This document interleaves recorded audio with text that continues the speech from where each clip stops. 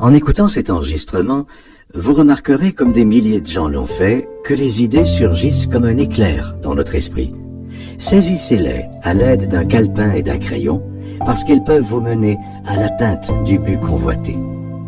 La valeur de cet enregistrement ne réside pas dans le texte lu, mais dans votre interaction à l'écoute de ces pages. L'objectif philosophique de cette loi du succès est de stimuler l'imagination de manière à faire germer des idées novatrices et réalisables pour toutes circonstances imprévues de la vie. Le succès tel que nous le concevons, c'est le pouvoir d'obtenir tout ce que l'on souhaite sans enfreindre les droits des autres. Les éléments qui permettent d'acquérir ce pouvoir et de l'utiliser selon la définition précédente sont au nombre de 17.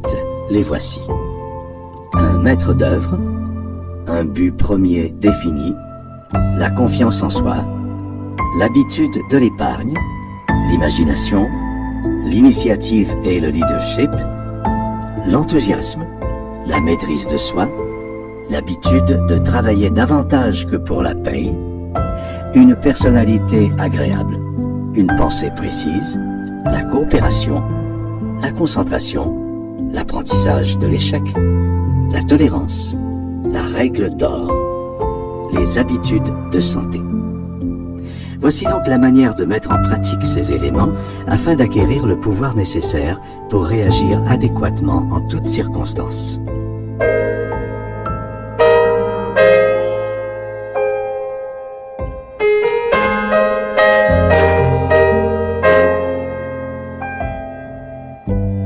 Élément numéro 1. Le maître d'œuvre. Toute réussite dépend de l'application d'une force, d'un pouvoir. On peut toutefois considérer qu'elle nécessite au point de départ un ardent désir d'atteindre un objectif précis. Les forces de motivation qui font que l'individu entretient l'espoir, élabore des plans, s'arme de courage et s'engage profondément dans l'action à la poursuite d'un but ou d'un plan bien défini, prennent leur source dans l'intensité du désir. Le désir est donc l'élément déclencheur de tout accomplissement humain. Rien ne surpasse le désir, sauf le stimulant qui transforme un désir ardent en feu de l'action. On dit, non sans raison, qu'un individu peut obtenir tout ce qu'il désire dans des limites raisonnables, à condition qu'il le veuille vraiment. Il faut cependant rappeler qu'un souhait n'est pas la même chose qu'un désir d'une telle intensité qu'il pousse à l'action pour établir un plan et le mettre en application. Les humains utilisent leur immense pouvoir seulement lorsqu'ils sont dans l'urgence. L'esprit imaginatif des humains ne s'active que par la stimulation d'une motivation bien identifiée. Le pouvoir et le succès sont synonymes. Le succès ne s'obtient pas seulement en étant honnête, comme certains voudraient nous le faire croire. Les refuges sont peut-être remplis de gens suffisamment honnêtes qui n'ont pas réussi à accumuler de l'argent parce qu'ils ne savaient pas comment acquérir le pouvoir et l'utiliser.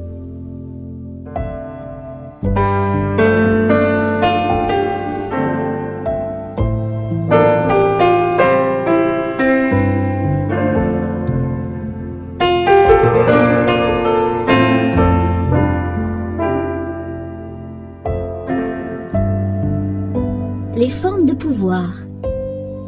Il existe deux formes de pouvoir, le pouvoir mental et le pouvoir physique. Le pouvoir mental s'acquiert par le processus de la pensée. Il se manifeste par des plans d'action bien définis qui résultent de l'organisation des connaissances. La capacité de penser, de planifier et d'agir selon une procédure méthodique.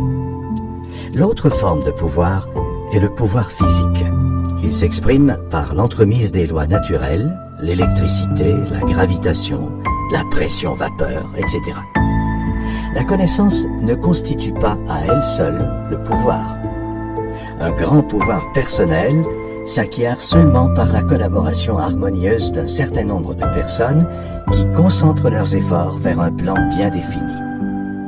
Dans l'univers de la matière, que l'on regarde la plus grosse étoile qui flotte dans le ciel ou le plus infime grain de sable qui existe sur Terre, l'objet d'observation n'est rien d'autre qu'une collection de molécules, d'atomes et d'électrons qui tournent à une vitesse inimaginable. Chaque particule de matière est en continuel état d'agitation extrême. Rien n'est jamais immobile, même si à nos yeux presque tous les objets matériels semblent statiques. Ainsi, toute la matière est en état de vibration ou de mouvement constant. Ce sont ces vibrations qui créent la capacité de penser de l'individu. Selon moi, chaque cerveau humain est à la fois diffuseur et récepteur, en même temps qu'une station réceptrice des vibrations de la fréquence de pensée. Nous en arrivons ainsi à la description des manières et des moyens de rassembler, de classer et d'organiser la connaissance utile par l'interaction harmonieuse de deux ou plusieurs cerveaux, de laquelle émergera un maître d'œuvre.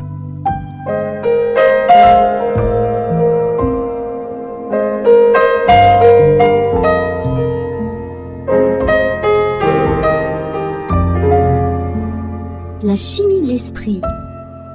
C'est un fait connu, aussi bien du profane que du scientifique, que certains esprits s'affrontent dès qu'ils entrent en contact. Entre deux extrêmes d'antagonisme naturel et d'affinité naturelle, issus de la rencontre ou du contact entre les deux personnes, il existe un vaste éventail de possibilités pour des réactions diverses d'un individu sur l'autre. L'effet d'une rencontre entre deux esprits est évident, même pour l'observateur occasionnel. Tout effet doit avoir une cause. Quoi de plus logique que de soupçonner que la cause du changement de l'état d'esprit entre deux individus qui viennent tout juste de prendre contact n'est rien d'autre que l'agitation des électrons ou des éléments de chaque cerveau dans le processus de leur réorganisation sur le terrain créé par cette rencontre. Toutefois, s'il est souhaitable de connaître la cause de cette réaction, ce n'est pas essentiel, mais cette hypothèse nous permet de démontrer ce que l'on entend par maître d'œuvre. Un maître d'œuvre peut être produit par l'association ou la fusion dans l'idée d'une parfaite harmonie de deux ou plusieurs personnes. De cet harmonieux amalgame, la chimie de l'esprit crée un esprit tiers que les individus en question peuvent s'approprier et mettre à profit. Le maître d'œuvre demeurera disponible aussi longtemps que l'alliance bienveillante et harmonieuse existera entre les individus. Il se désintégrera et toute trace de son existence disparaîtra si l'alliance bienveillante est rompue. L'effet de la chimie du cerveau humain est tellement manifeste que n'importe quel conférencier d'expérience peut rapidement interpréter la manière dont son discours est reçu par son auditoire. La divergence d'une seule personne parmi un millier sera rapidement décelée par un orateur qui a appris à sentir son auditoire et à se rendre compte des effets de la divergence. De plus, l'orateur peut faire ses interprétations sans remarquer l'expression des visages ou en être influencé. De ce fait, un auditoire peut propulser l'orateur vers les sommets de l'éloquence ou le faire échouer sans émettre un son ou manifester visuellement une seule expression de satisfaction ou d'insatisfaction. La chimie du cerveau de chaque individu est issue de l'hérédité et de la nature des pensées qui l'ont dominé. Chaque cerveau est en continuel changement au point que la philosophie et les habitudes ordinaires de pensée changent la chimie du cerveau. N'importe quel individu peut changer volontairement la chimie de son cerveau de manière à attirer ou repousser tous ceux avec qui il entre en contact. C'est un fait connu. Autrement dit, toute personne peut adopter une attitude mentale qui attirera certains et leur plaira ou les repoussera et les rendra hostiles, et ce, sans l'aide de la parole, sans jeu de physionomie ou autre forme de langage corporel ou de maintien. Retournons maintenant à la définition du maître d'œuvre. Un état d'esprit produit par l'association ou la fusion dans l'idée d'une parfaite harmonie de deux ou plusieurs personnes, et vous comprendrez la signification de l'expression « parfaite harmonie » telle qu'utilisée ici. Deux esprits ne peuvent pas fusionner non plus qu'ils peuvent se coordonner sans la composante de parfaite harmonie. C'est là que réside le secret de la réussite ou de l'échec pour presque toutes les entreprises et les solidarités sociales. Chaque directeur commercial ou chef militaire et chaque dirigeant dans n'importe quel domaine de l'existence comprennent la nécessité d'un esprit de corps, une interprétation commune et une coopération mutuelle pour obtenir le succès. Cet esprit collectif dans un but d'harmonie s'obtient par la discipline volontaire ou imposée d'une nature telle que les idées individuelles se fondent pour devenir le maître d'œuvre par lequel la chimie des esprits individuels est modifiée de manière à fonctionner comme un esprit unique. Les méthodes par lesquelles cet amalgame se produit sont aussi nombreuses que sont les personnes engagées dans diverses formes de leadership. Cependant, les véritables grands dirigeants mondiaux possèdent un charisme qui agit comme un noyau d'attraction sur les esprits des autres. Aucune communion d'esprit ne peut se transformer en maître d'œuvre si l'un des individus du groupe possède un esprit négatif ou répulsif. Les esprits positifs et négatifs ne se fusionnent pas dans le sens décrit comme un maître d'œuvre. L'ignorance de cette réalité a entraîné bien des dirigeants pourtant habiles vers la défaite. Tout dirigeant qui comprend ce principe de la chimie de l'esprit peut momentanément fusionner les esprits de pratiquement n'importe quel groupe d'individus, mais l'ensemble se désintégrera presque aussitôt que le leader quittera le groupe. L'esprit humain peut se comparer à une pile électrique en ce qu'il finira par s'épuiser ou faiblir en causant la déprime, le découragement et le manque d'entrain de son propriétaire. Qui est assez chanceux pour n'avoir jamais éprouvé ces sentiments? Quand il est épuisé, le cerveau humain doit être rechargé et la manière de le faire, c'est d'être en compagnie de cerveaux plus énergiques. Les grands dirigeants comprennent la nécessité de faire le plein et de plus, ils comprennent la façon d'y arriver. Cette connaissance est la principale caractéristique qui distingue un chef d'un partisan. Heureux l'individu qui comprend suffisamment bien ce principe pour garder son cerveau stimulé en le rechargeant périodiquement auprès de cerveaux plus bouillonnants. À partir du principe de mélange harmonieux des esprits, il est possible de profiter d'une parfaite santé. À l'aide de ce principe, il est alors possible de développer suffisamment de pouvoir pour résoudre les problèmes de nécessité économique qui se posent à chaque individu.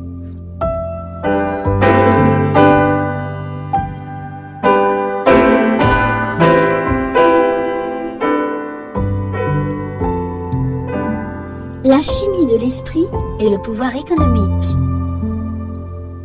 La chimie de l'esprit peut être appliquée de manière appropriée aux affaires courantes du monde commercial et économique. Par l'amalgame de deux ou plusieurs esprits dans un état de parfaite harmonie, le principe de la chimie de l'esprit peut servir à acquérir suffisamment de pouvoir pour habiliter les individus à réaliser des exploits apparemment surhumains. Le pouvoir est la force par laquelle des personnes réussissent dans n'importe quelle entreprise. N'importe quel groupe de femmes et d'hommes qui possèdent la sagesse de faire abstraction de leur personnalité propre et de leurs intérêts personnels dans cet amalgame des esprits, dans un état de parfaite harmonie, peuvent profiter d'un pouvoir illimité. Les éléments particuliers d'un cerveau ne se mélangeront pas à ceux d'un autre cerveau tant que les deux cerveaux n'auront pas été stimulés et animés par l'idée d'une parfaite harmonie vers le but premier. Au moment où deux esprits divergent de préférence, les éléments de chaque cerveau se séparent et le troisième élément, appelé maître d'œuvre, qui était issu d'une alliance chaleureuse ou harmonieuse, se désintègre. Prenons pour exemple trois grands noms connus qui ont acquis de grands pouvoirs et beaucoup d'argent dans leurs domaines professionnels respectifs et d'affaires en appliquant le principe du maître d'œuvre, soit Henry Ford, Thomas Edison et Harvey Firestone. Ces trois hommes ont commencé leur carrière professionnelle et en affaires sans capital et avec peu d'études. Ils se sont instruits, ils sont devenus riches, ils sont tous les trois devenus puissants. Maintenant, demandons-nous quelle a été la source de leur richesse et de leur pouvoir. Jusqu'ici, on a parlé des effets, mais le vrai philosophe souhaite comprendre la cause de cet effet donné. C'est généralement connu que messieurs Ford, Edison et Firestone étaient des amis intimes et qu'ils le sont demeurés pendant de nombreuses années. Jeunes, ils avaient l'habitude de séjourner en forêt une fois par année pour se reposer, méditer et récupérer. Mais ce qui est moins connu, et sans doute que les trois hommes eux-mêmes l'ignoraient, c'est le lien d'harmonie qui a fait que la fusion de leur cerveau a généré un maître d'œuvre qui a été la véritable source de leur pouvoir. Cette masse de cerveau, issue de la coordination des cerveaux individuels de Ford, Edison et Firestone, a permis à ces hommes d'être attentifs à des forces et à des sources de savoir ignorées de la plupart des gens. Ces hommes ne possédaient pas une réserve de prouesse. Ils appliquaient les lois naturelles. Ces lois sont pour la plupart bien connues des économistes et des dirigeants, à l'exception peut-être de la loi sur laquelle est basée la chimie de l'esprit, qui n'est pas encore suffisamment développée pour faire partie des principes scientifiques. Un maître d'œuvre peut être créé par n'importe quel groupement de 2 personnes ou plus qui coordonneront leur cerveau dans un esprit de parfaite harmonie. Il semble par ailleurs que les associations de 6 ou 7 cerveaux obtiennent les meilleurs résultats. Le maître d'œuvre fournit à chaque personne du groupe l'accès au savoir et la possibilité de l'accumuler par l'entremise du subconscient de tous les autres membres du groupe. Ce pouvoir devient immédiatement perceptible parce qu'il propulse la vibration du cerveau à un niveau plus élevé qui se manifeste par une imagination plus vive et la conscience de ce qui apparaît comme un 6e sens. C'est à partir du 6e sens que les nouvelles idées jaillissent. Ces idées prendront le caractère et la forme du sujet qui domine dans l'esprit de la personne.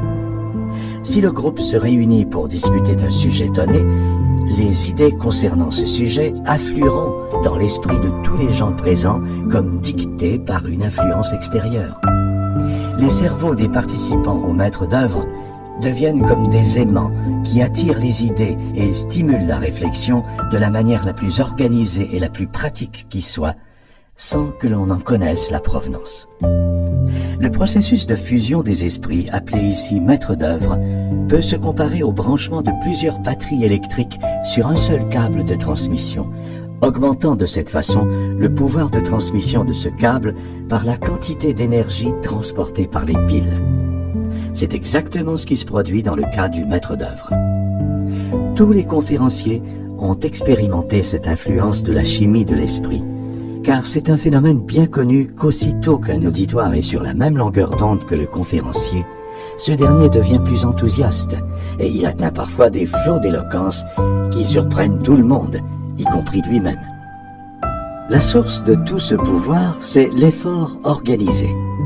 Non seulement la direction des entreprises industrielles a-t-elle organisé efficacement les travailleurs, mais dans de nombreux cas, les fusions de l'industrie ont été touchées de cette manière et à la fin, ces associations ont accumulé des pouvoirs presque illimités.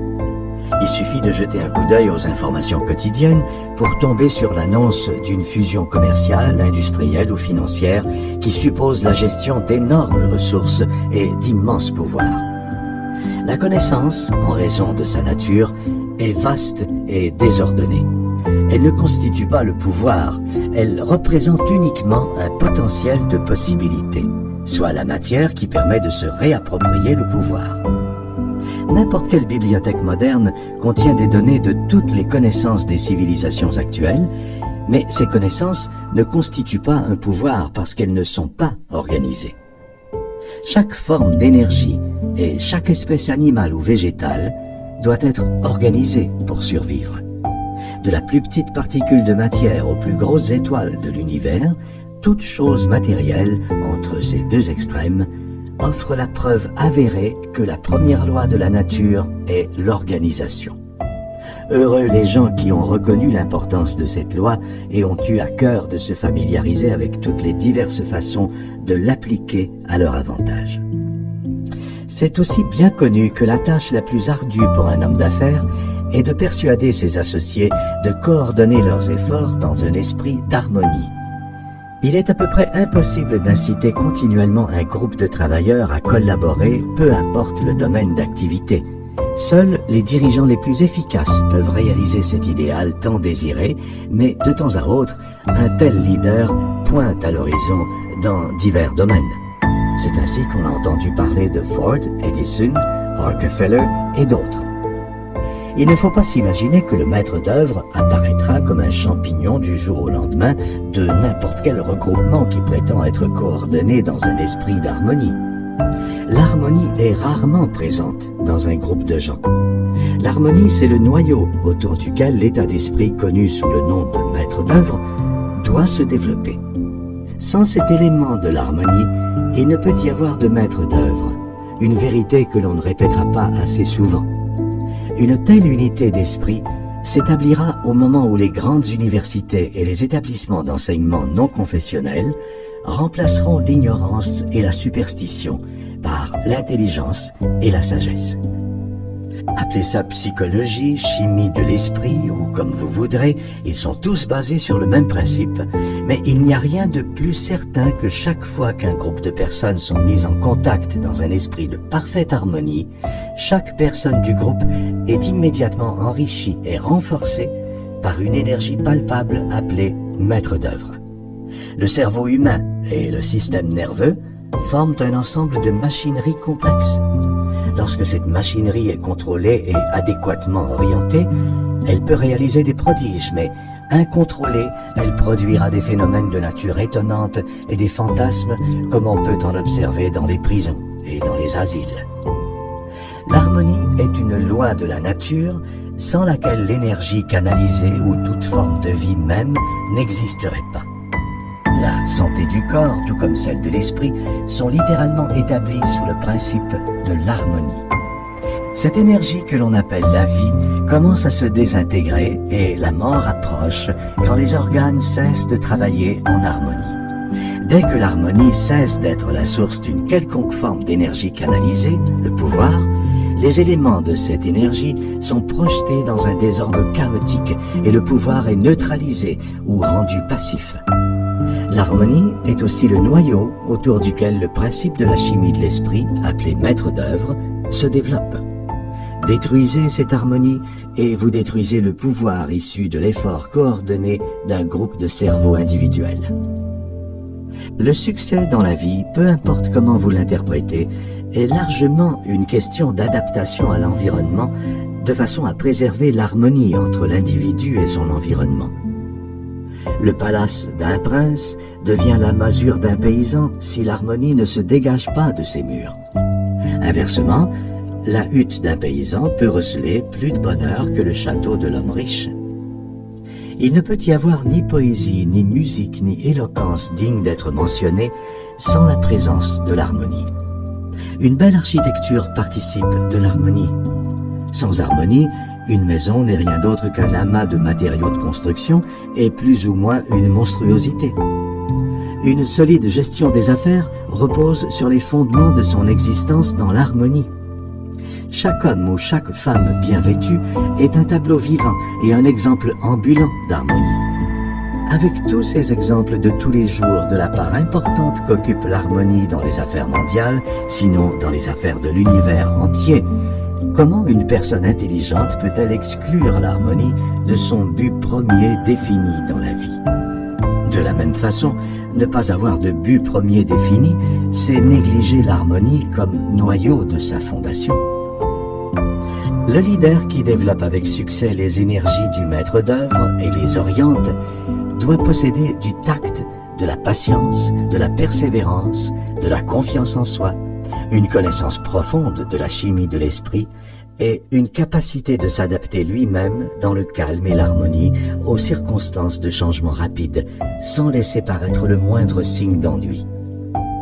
Le leader renommé doit être habilité à changer sa couleur d'esprit tout comme le caméléon pour s'adapter à tout événement qui survient en lien avec l'objet de son leadership. Il doit de plus savoir changer d'humeur sans afficher le moindre signe de colère ou de manque de maîtrise de soi.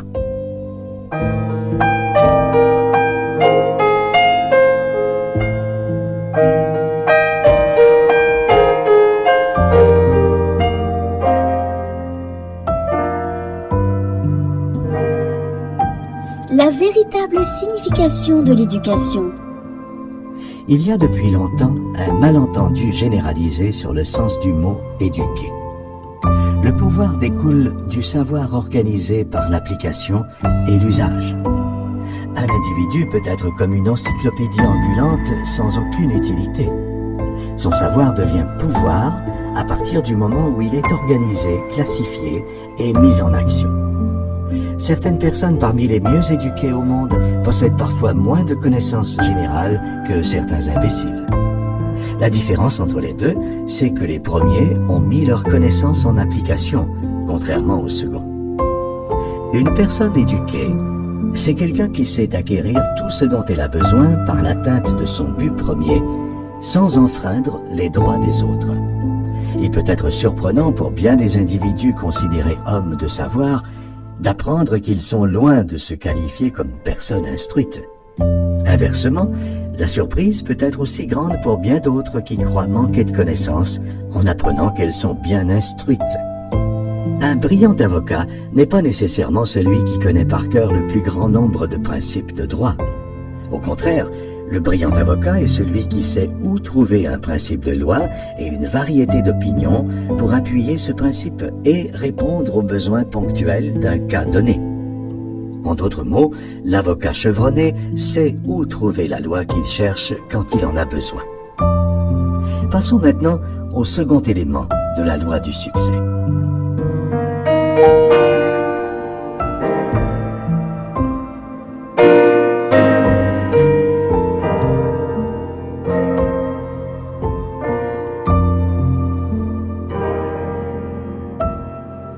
Élément numéro 2. Un but premier défini. Pour réussir dans n'importe quelle tentative, vous devez avoir un but défini vers lequel travailler. Vous devez avoir des plans définis pour atteindre ce but. Rien digne d'intérêt ne s'accomplit sans une procédure de planification systématiquement et continuellement suivie au jour le jour. Le but premier défini est en tête de liste, car comment compter réussir ou comment savoir si on a réussi sans avoir préalablement défini ce que l'on veut réaliser? En d'autres mots, ceux qui savent ce qu'ils veulent et ont un plan pour l'obtenir réussissent, et ceux qui ne savent pas ce qu'ils veulent n'obtiennent que ça, rien. Une personne qui s'engage dans la vente ou dans les services, qui demande des moyens de s'occuper de ses clients pour qu'ils continuent de s'approvisionner chez elle, doit avoir un plan défini pour y arriver. Peu importe le plan, mais il doit surtout être incitatif pour influencer favorablement ses clients. N'importe qui peut distribuer des marchandises à ceux qui se présentent volontairement et en font la demande, mais tout le monde n'a pas acquis cet art de livrer la marchandise avec ce quelque chose de subtil qui fera revenir le client et le fidélisera. Regardons un peu plus attentivement le principe de psychologie sur lequel se base la loi du but premier défini. Le cerveau humain se compare à un aimant en ce qu'il attirera les contreparties des pensées dominantes dans son esprit, en particulier celles qui constituent un but premier défini ou un objectif. Par exemple, si un individu se fixe comme but premier défini d'attirer 100 nouveaux clients qui achèteront régulièrement sa marchandise ou ses services, ce but ou cet objectif devient immédiatement la force dominante dans son esprit. Et cette force le poussera à faire le nécessaire pour recruter ses clients. Les compagnies de voitures ou d'autres manufacturiers établissent souvent des quotas qui fixent le nombre de voitures ou la quantité de produits qui doivent être vendus dans chaque territoire. Ces quotas, quand ils sont vraiment établis, constituent un but premier défini vers lequel tous ceux qui participent à la distribution du produit dirigeront leurs efforts. Il est rare que quelqu'un n'atteigne pas ces quotas, mais on sait pertinemment que si les quotas n'existaient pas, les ventes seraient beaucoup moins élevées. Il en va de même dans tous les autres domaines. Il faut, pour ainsi dire, une cible à atteindre, sans quoi les résultats seraient minces. Les scientifiques ont découvert que pratiquement n'importe qui pouvait atteindre n'importe quel objectif établi comme but premier défini. C'est exact qu'un individu avec un objectif bien défini et pleinement confiant en sa capacité de réaliser cet objectif ne peut échouer définitivement. Il peut subir momentanément une défaite, peut-être plusieurs défaites, mais un échec, jamais. Donc, votre première étape sur la route du succès, c'est de savoir où vous allez, comment vous pensez vous y rendre et quand vous voulez y arriver. C'est uniquement une autre façon de dire que vous devez établir un but premier défini. Ce but, une fois fixé, doit être mis par écrit dans un langage clair, de manière à être compris par tout le monde. S'il contient quoi que ce soit de flou, il n'est pas défini. Un homme averti disait que peu importe l'entreprise, savoir ce que l'on veut compte pour 99% du succès. C'est vrai. Dès que vous rédigez votre énonciation, ce geste imprime profondément une image de ce but dans votre subconscient au moyen d'un processus encore mal compris par les scientifiques les plus renommés. La nature fait en sorte que votre subconscient utilise ce but défini comme un modèle, une sorte de bleu, vers lequel convergeront la majeure partie de vos pensées, de vos idées et de vos efforts pour atteindre l'objectif sur lequel est basé ce but. C'est un phénomène étonnant, une sorte de vérité abstraite, quelque chose que l'on ne peut mesurer et sur lequel on ne peut méditer, et néanmoins une vérité. Nous pénétrerons plus à fond dans les mystères de cette étrange loi quand nous aborderons plus loin l'imagination et aussi d'autres lois.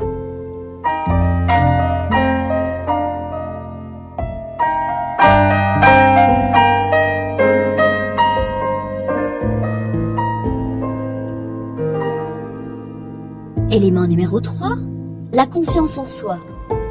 Cette expression s'explique d'elle-même. Pour réussir, il faut croire en soi. Cette attitude n'est toutefois pas justifiée sans limite.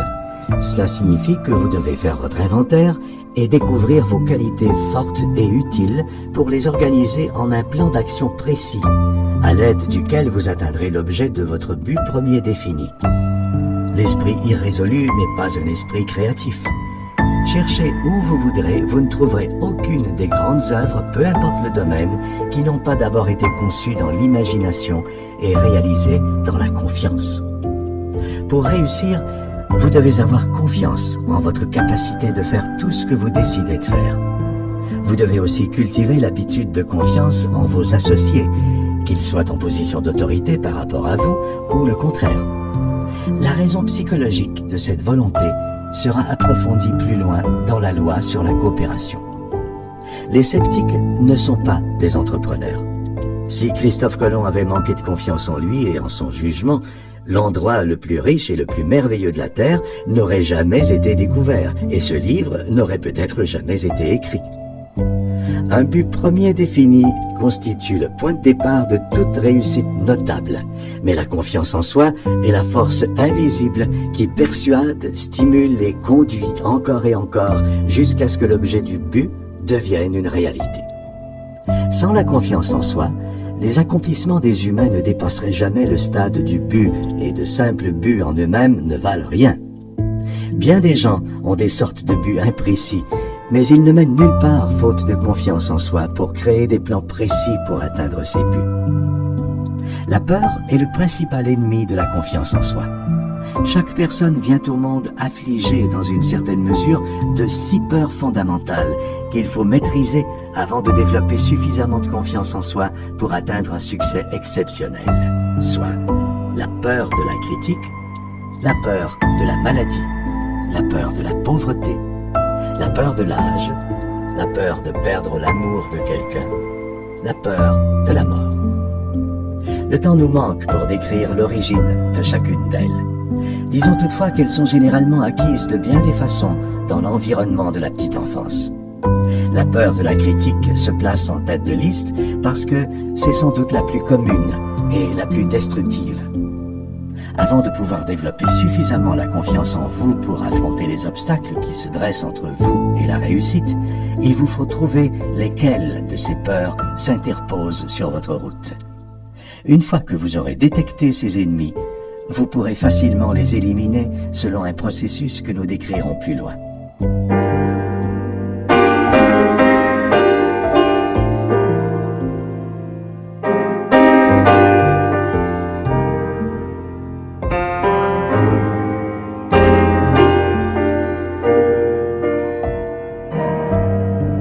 Élément numéro 4, l'habitude de l'épargne.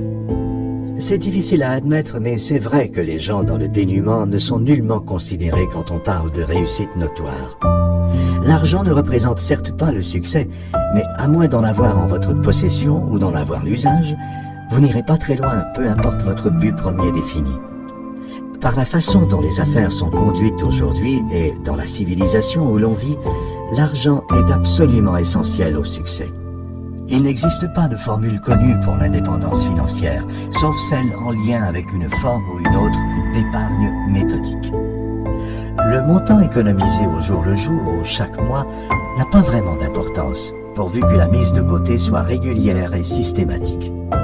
C'est justifié parce que l'habitude de l'épargne ajoute aux autres qualités essentielles au succès, impossibles à obtenir autrement. Il est peu probable qu'une personne puisse développer une solide confiance en soi sans la sécurité et l'indépendance, qui sont le fait des gens qui ont épargné de l'argent et continuent de le faire. Savoir que l'on a un peu d'argent de côté donne une confiance et une autonomie inaccessibles autrement. Sans argent, une personne est à la merci de tous ceux qui veulent l'exploiter et une proie pour eux. Si un individu n'a pas d'argent, il est obligé d'accepter ce qu'on lui offre pour ses services. Il n'a pas le choix. Si l'occasion d'un marché ou d'une bonne affaire se présente, ce n'est d'aucune utilité pour lui s'il n'a ni argent ni crédit. Il faut garder en tête que le crédit est généralement basé sur les avoirs ou son équivalent. Et la somme de vos revenus est sans importance si vous n'en économisez pas une partie. L'habitude de l'épargne est le plus judicieux des conseils pour tout individu, peu importe sa position ou la position qu'il envisage d'occuper.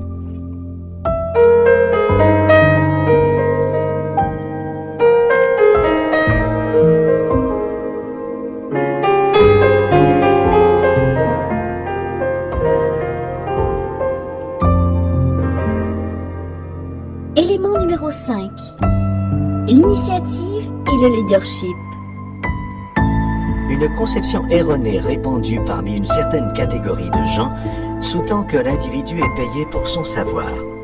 C'est une demi-vérité. Comme toutes les demi-vérités, elle est plus dommageable que les faussetés pures et simples. La vérité, c'est qu'un individu est payé non seulement pour son savoir, mais tout particulièrement pour ce qu'il accomplit avec ce savoir et pour ce qu'il convainc les autres de faire.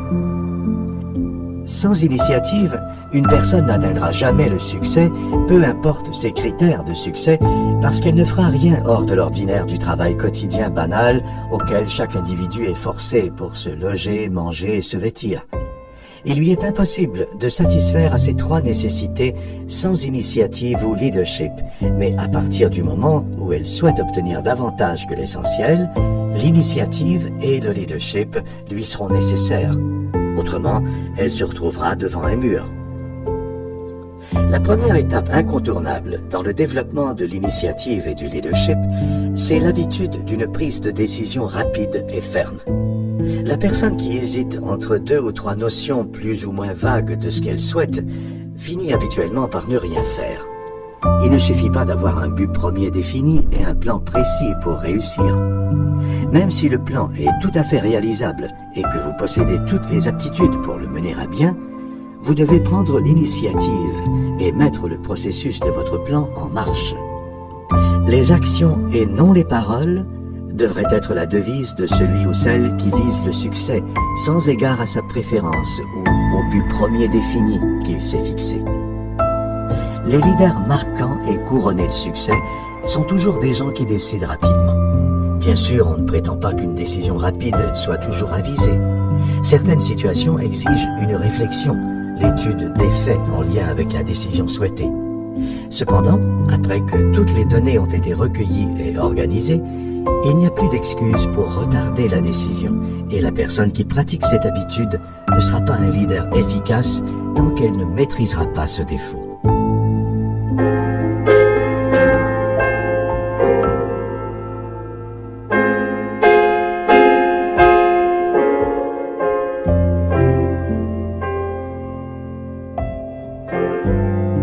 Élément numéro 6. L'imagination. Personne n'a jamais rien compris ni créé, jamais bâti aucun plan ou établi un but premier défini sans faire usage de son imagination. Quelqu'un peut avoir un but premier défini et un plan pour l'atteindre. Il peut avoir une immense confiance en lui et de solides habitudes d'épargne et à la fois de l'initiative et du leadership. Mais si cette personne manque d'imagination, ses autres qualités seront tenues pour inutiles parce qu'il lui manquera cette force vive pour mettre à profit ses qualités. Tous les plans prennent forme dans l'atelier de l'imagination et sans plan, aucune réussite n'est possible sauf par accident. Les idées constituent le produit le plus rentable de l'esprit humain et elles proviennent toutes de l'imagination. Thomas Edison a inventé l'ampoule à incandescence en utilisant son imagination pour agencer de vieux principes bien connus en une combinaison jamais tentée auparavant. La plupart des centaines de milliers de brevets accordés chaque année, dont certains sont des plus utiles, ne sont rien de plus qu'un nouvel agencement ou une nouvelle combinaison d'anciens principes bien connus, utilisés très souvent de manière différente et pour d'autres buts. Ainsi, une simple combinaison d'idées peut valoir quelques sous ou des millions de dollars. L'imagination est l'une des facultés qui n'a pas de prix ni de valeur précise.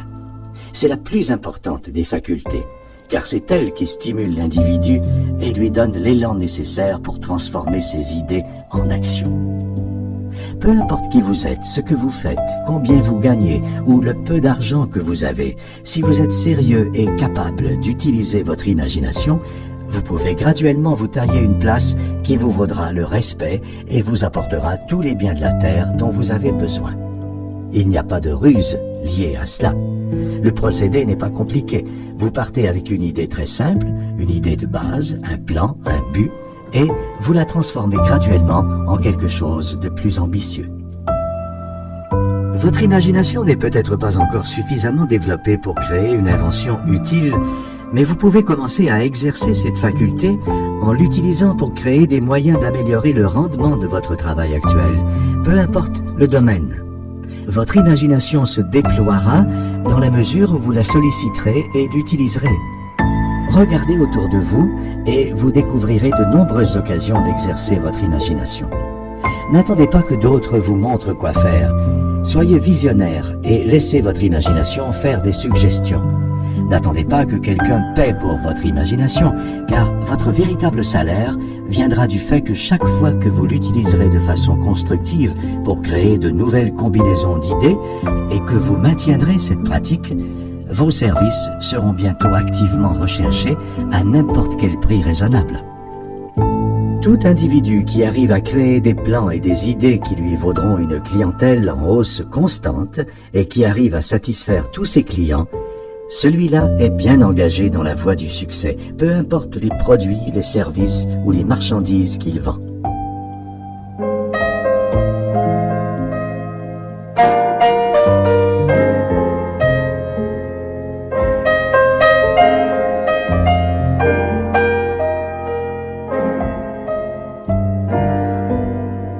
Élément numéro 7. L'enthousiasme.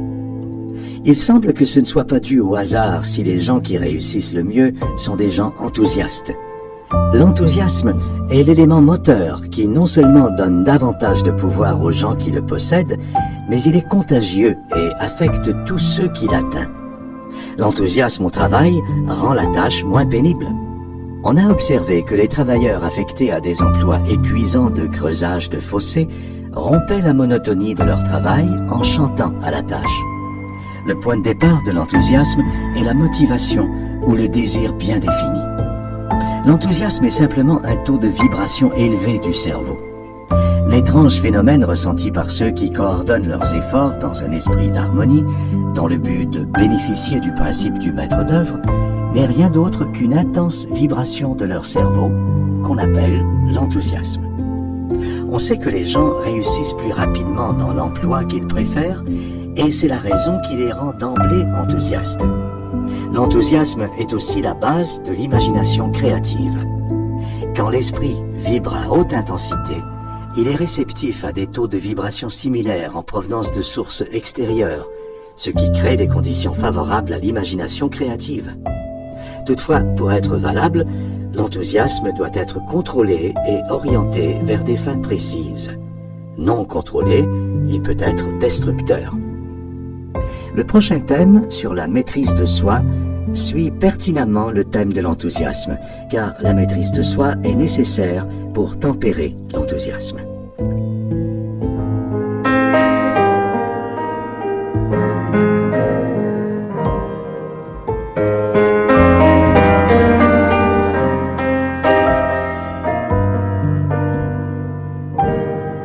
Élément numéro 8. La maîtrise de soi. Le manque de maîtrise de soi a causé plus d'ennuis que n'importe quel autre défaut connu de la race humaine. Pour réussir, tout individu doit avoir un certain équilibre de ses émotions. Une personne qui manque de contrôle de soi peut facilement être manipulée par quelqu'un de sang-froid qui lui fera dire ou faire des choses qui la mettront plus tard dans l'embarras. Le succès dépend largement d'ententes harmonieuses avec les autres, ce qui exige beaucoup de maîtrise de soi. Une personne en colère souffre momentanément d'un certain degré de folie et par conséquent, elle est difficilement capable de négociations diplomatiques. Elle devient alors une victime facile de celui qui fait preuve de retenue. Il est impossible d'obtenir du pouvoir sans en avoir d'abord sur soi-même. La maîtrise de soi tempère aussi l'enthousiasme trop optimiste, car un enthousiasme excessif risque d'importuner les gens autour de nous.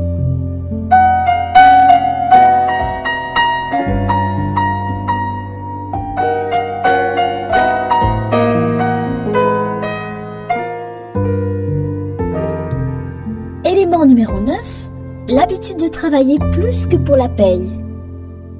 Cette loi est la pierre d'achoppement sur laquelle bien des carrières ont été ruinées. Il existe une attitude répandue qui prône la loi du moindre effort. Si on y arrive à court terme, c'est tout ce que l'on gagne. Les gens qui veulent réussir doivent se soustraire à cette loi pour deux raisons majeures. 1. De la même façon qu'un bras ou un membre se renforce en proportion de son usage, le cerveau peut se développer. 2.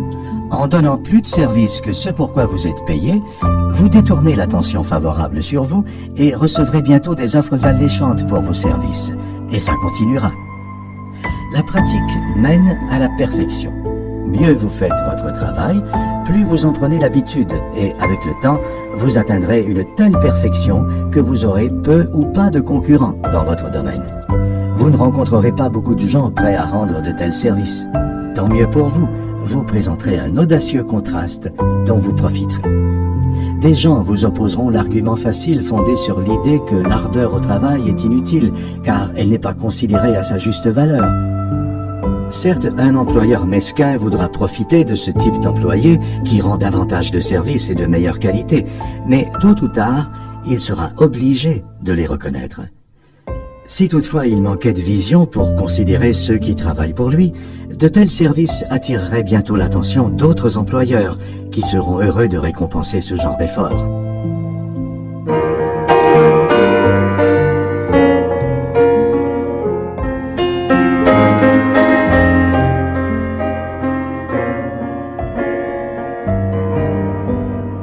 Élément numéro 10. Une personnalité agréable. Une personnalité agréable est une personnalité qui ne suscite pas l'animosité. Une personnalité ne se définit pas en un mot, ni même en quelques mots, car c'est la somme totale de toutes les caractéristiques, bonnes et mauvaises, c'est ce qui vous distingue de tous les autres. Une personnalité agréable, c'est généralement quelqu'un de gentil et aimable, qui choisit ses mots pour ne blesser personne, qui parle avec un ton de voix, qui sait s'habiller selon les circonstances. C'est une personne généreuse, non seulement prête à aider, mais désireuse de le faire, qui aime l'humanité tout entière, les pauvres comme les riches, sans égard à la religion, la politique ou la situation sociale, et qui s'abstient de parler en mal des autres, avec ou sans raison.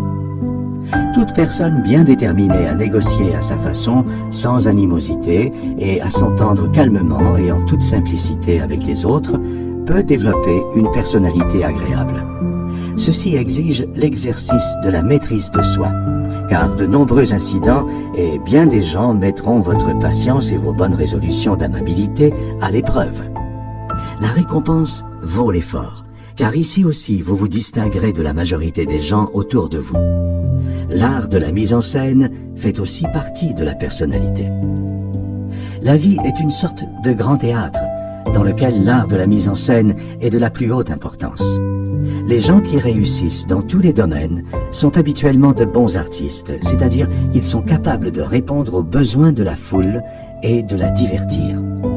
Un bon artiste sait comment s'occuper du public. Le succès n'est pas une question de chance ou de hasard. C'est le résultat d'une planification et d'une mise en scène minutieuse, capable d'agir sur le rôle des participants au jeu. Une personne dépourvue de ces qualités est-elle pour autant condamnée à l'échec? Pas le moins du monde. Voici la façon dont le maître d'œuvre vient à sa rescousse. Prenons le cas d'Henry Ford, peu doué par la nature dans les relations humaines et dont la personnalité était loin d'être sans défaut, mais qui a su utiliser le principe du maître d'œuvre pour combler ses lacunes en s'entourant de gens mieux qualifiés que lui dans ce domaine. Quelles sont les caractéristiques essentielles d'une bonne mise en scène? C'est d'abord l'habileté de faire appel à l'imagination du public, de maintenir son intérêt et susciter sa curiosité quant à vos activités futures. En second lieu, c'est un sens aigu de l'impact psychologique de la publicité. Enfin, c'est une vivacité d'esprit suffisante pour saisir et mettre à profit les préjugés, les goûts et les aversions du public au moment opportun.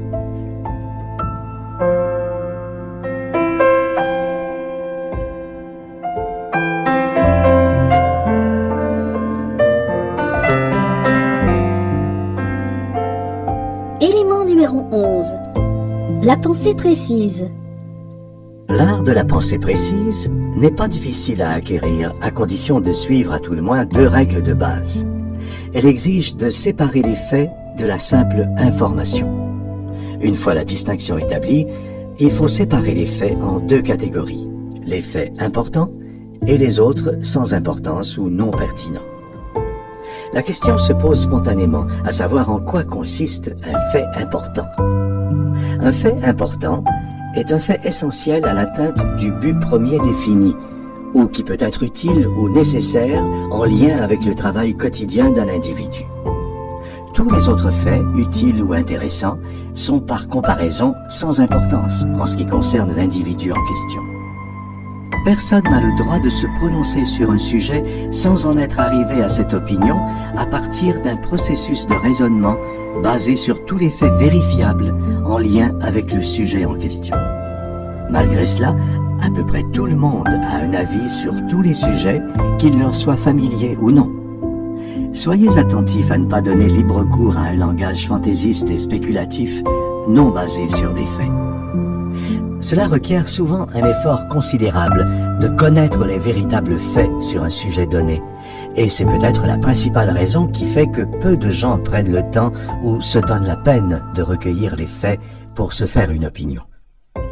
Si vous vous informez pour être plus efficace, vous devez rompre avec ces habitudes de masse et prendre le temps d'examiner les faits avant de vous forger une opinion. Oui, cela exige un effort, mais vous devez vous souvenir que le succès n'est pas un fruit que l'on cueille d'un arbre en passant là où il a poussé. Le succès demande de la persévérance, de l'abnégation, de la détermination et de la force de caractère. Chaque chose a son prix et rien ne s'obtient sans en payer le prix. Et si par hasard on y arrive, cet acquis ne dure pas longtemps. La pensée précise, c'est l'effort requis pour réunir et organiser les faits sur lesquels fonder son idée.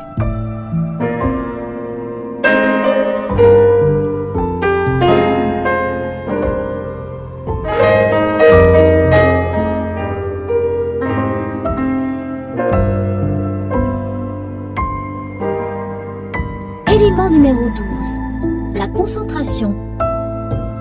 L'individu qui pratique tous les métiers accomplit rarement davantage que celui d'un seul métier, et il existe tellement de distractions pour gaspiller du temps précieux que pour réussir, il faut prendre l'habitude de l'effort concentré et y adhérer. Le pouvoir est basé sur l'effort focalisé ou l'énergie. L'énergie ne peut s'organiser sans une habitude de concentration de toutes les facultés sur une chose à la fois. Une loupe ordinaire peut focaliser les rayons du soleil de telle sorte qu'ils perceront un trou sur une planche en quelques minutes. Les mêmes rayons ne réchaufferont même pas la planche s'ils ne sont pas concentrés en un seul point. Le cerveau humain ressemble un peu à une loupe, parce que c'est le médium qui peut rassembler toutes les facultés et les faire fonctionner en un tout coordonné. Il importe de rappeler que tous ceux qui ont réussi dans tous les domaines de l'existence ont concentré la majeure partie de leurs pensées et de leurs efforts sur un but défini, un objectif ou un but premier. Trouvez ce que vous désirez, établissez un but premier défini et ensuite concentrez toutes vos énergies vers ce but jusqu'à ce que vous ayez atteint un point culminant satisfaisant. Remarquez, en examinant la prochaine loi sur la coopération, le lien étroit entre les principes exposés et ceux associés à la loi de la concentration. Chaque fois que des gens créent des alliances dans un esprit d'organisation et de coopération pour mener à un but défini, ils appliquent la loi de la concentration, sans quoi leur alliance n'aura pas de véritable pouvoir. Les gouttes de pluie qui tombent pêle-mêle représentent une formidable forme d'énergie, mais elles ne constituent pas une force réelle à moins d'être accumulées dans une rivière ou dans un barrage d'alimentation ou transformées en vapeur dans une bouilloire. Partout, sans égard à la forme, le pouvoir ou la force s'acquiert par une concentration d'énergie. Quelle que soit votre occupation quotidienne, vous devez vous y adonner avec toute votre attention, votre cœur et votre âme focalisés sur cet objet défini.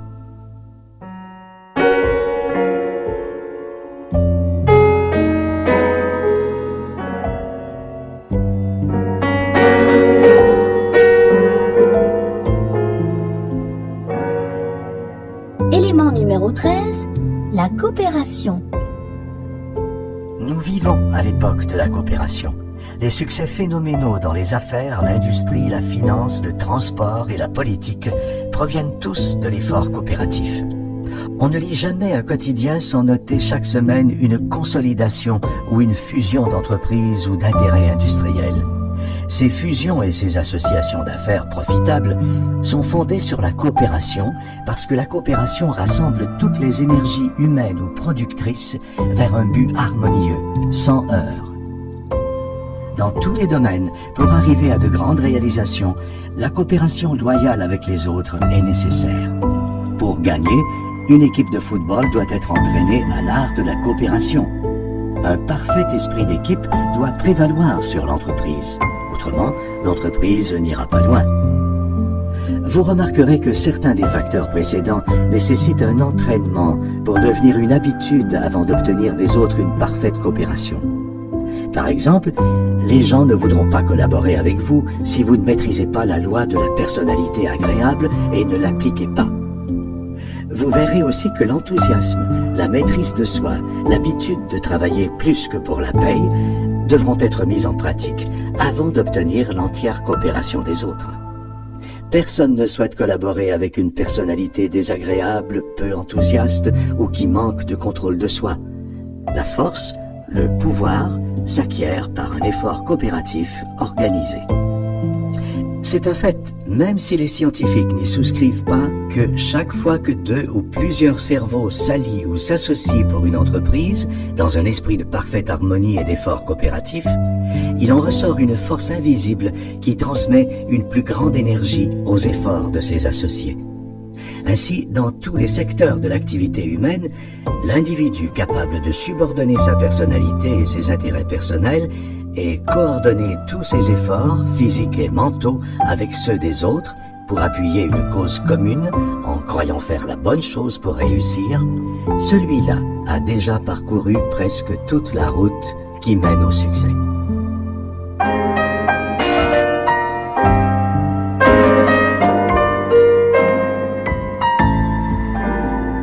Élément numéro 14, l'apprentissage de l'échec. L'échec peut être bénéfique pour l'expérience humaine parce qu'il y a bien des leçons obligatoires à apprendre avant de remporter le succès que seul l'échec est en mesure d'enseigner. L'échec est toujours une sorte de bienfait dissimulé pourvu qu'il nous fournisse les leçons utiles que nous n'aurions pas pu ou voulu apprendre autrement. Cependant, des milliers de personnes commettent l'erreur de considérer l'échec comme définitif alors que, comme la plupart des événements de l'existence, il est transitoire et ne devrait pas être vécu autrement. Les gens qui réussissent doivent apprendre à différencier l'échec de la défaite passagère. Tout le monde, à un moment donné ou à un autre, subit une défaite passagère, et de cette expérience découlent les leçons les plus extraordinaires et les plus bénéfiques. En réalité, si nous n'avions jamais essuyé de défaite ou d'échec, diraient certains par ignorance, nous serions devenus imbus de nous-mêmes et arrogants au point de nous prendre pour des dieux. La défaite passagère nous rappelle que nous nous étions engagés dans la mauvaise direction. Si nous réagissons intelligemment à ce signal, nous pouvons établir un parcours différent qui nous ramènera finalement à notre but premier défini. Ne craignez pas une défaite passagère, mais assurez-vous de tirer une leçon de chacune d'elles. Ce que l'on qualifie d'expérience est largement constitué de ce que nous avons appris par erreur, les nôtres et celles des autres. Mais il faut faire en sorte de ne jamais ignorer ce qu'elles peuvent nous apprendre.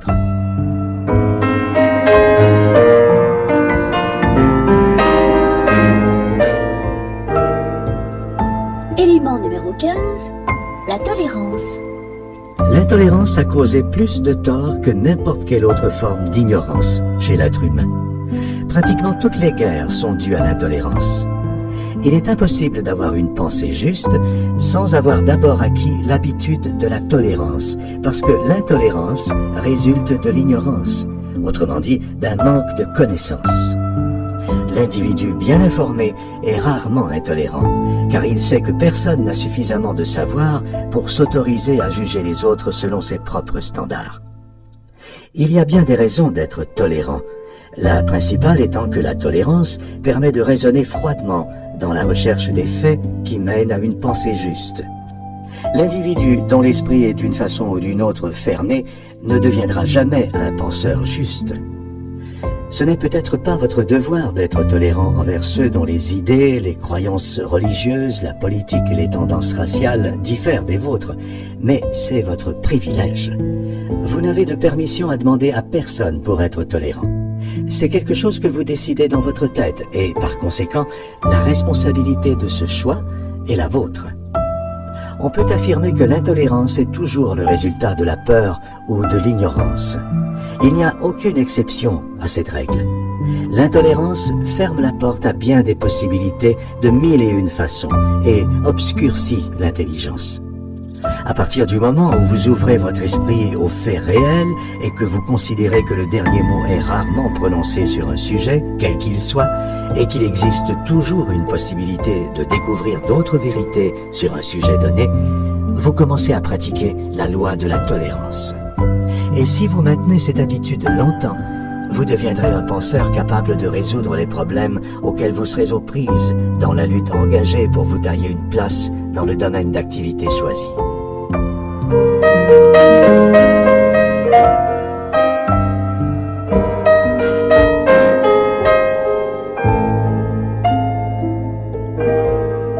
Élément numéro 16, la règle d'or.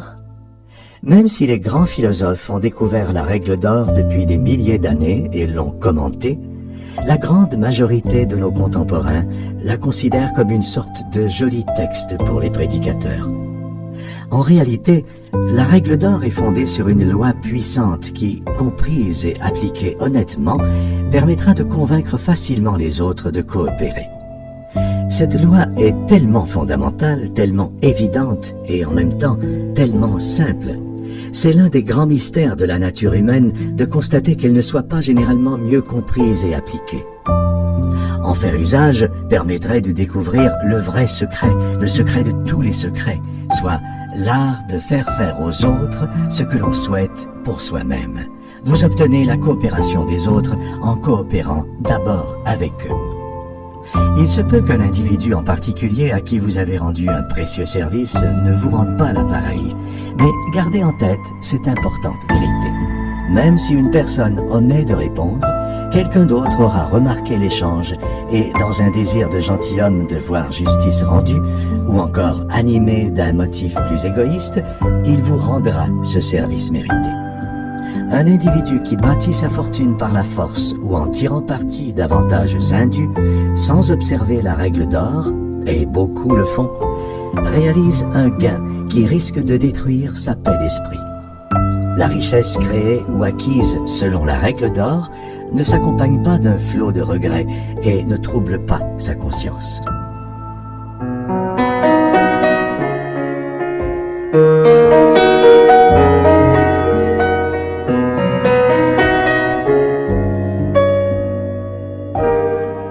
Élément numéro 17, les habitudes de santé. Il ne s'agit pas ici de présenter un traité de bonnes habitudes alimentaires, c'est le rôle des spécialistes de la santé physique et mentale. Il n'y a toutefois pas de mal à attirer l'attention sur le fait que personne ne peut demeurer longtemps intensément actif sans être en bonne santé. Le cerveau ne fonctionne pas adéquatement s'il ne réside pas dans un corps solide. Les pensées négatives telles que la peur, les soucis et l'anxiété non seulement compliquent la digestion, mais elles créent des sortes de nœuds dans les centres nerveux qui transmettent l'énergie aux divers organes.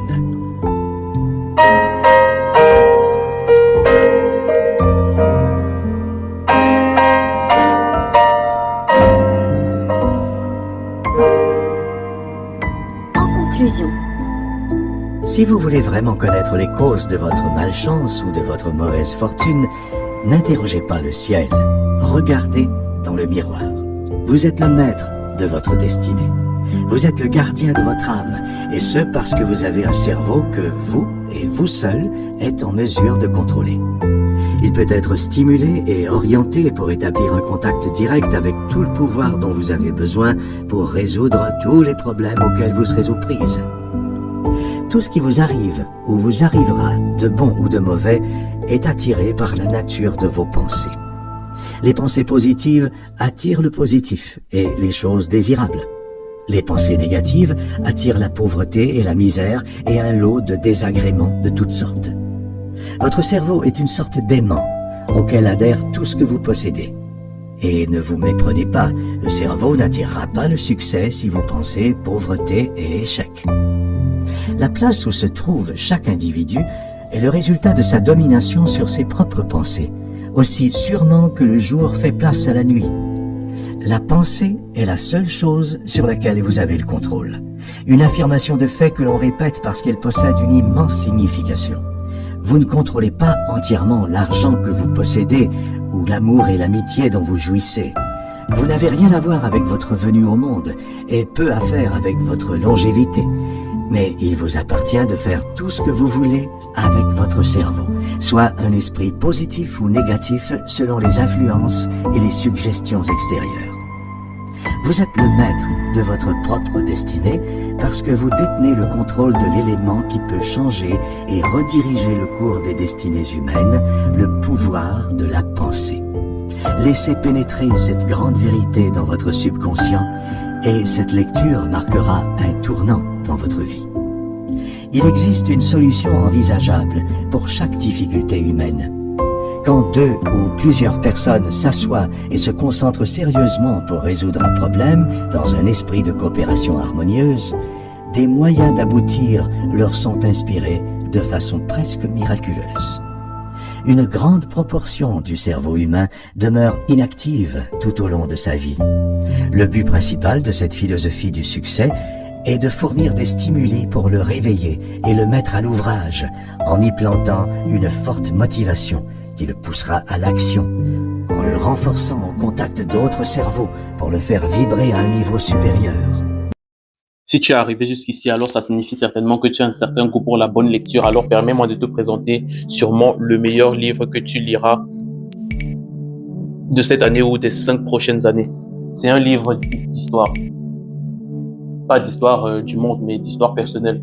2 histoires extrêmement fortes en émotions, chargées d'humour noir et de réalité sur la société, sur les failles de l'esprit humain et sur les conventions sociales. Un livre nihiliste, plein de sarcasme, que tu apprécieras énormément ou tu détesteras. C'est un livre qui mitigera dans tous les esprits. À lire obligatoirement avec une certaine dose de second degré, car l'auteur ici aborde des thèmes qui le condamneraient si ses lecteurs n'ont pas une certaine intelligence et un certain degré de second degré.